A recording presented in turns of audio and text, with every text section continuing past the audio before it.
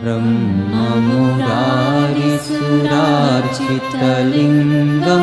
निर्मलभाषितशोभितलिङ्गं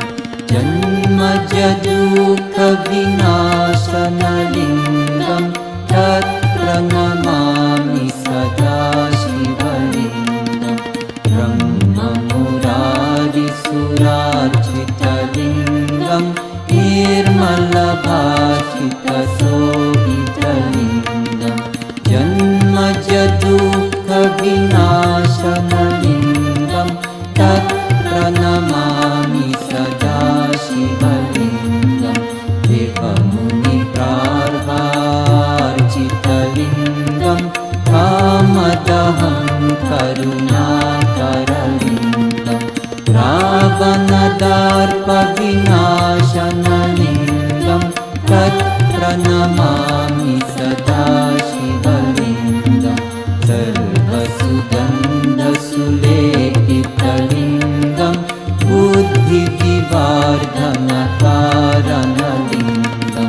सिद्धसुरासुरवन्दितलिङ्गं तत्प्रणमामि सदा शिवलिङ्गं पञ्चमहामणिभूषितलिङ्गं फणिपतिवेष्टितशोभितलिङ्गं दक्षशुयज्ञविनाशनलिङ्गं तत्प्रणमामि सदा शिवलिङ्गं कुङ्कुमचन्दनलेपितलिङ्गं पङ्कजहारसुशोभितलिङ्गं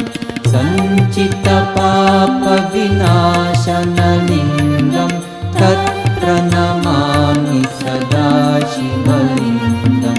देवगणार्चितसेवितलिङ्गं भाविर्भक्तिविरेभचलिङ्गं दिनकरकोटिप्रभाकरलिङ्गं तत्प्रणमामि सदा शिवलिङ्गम्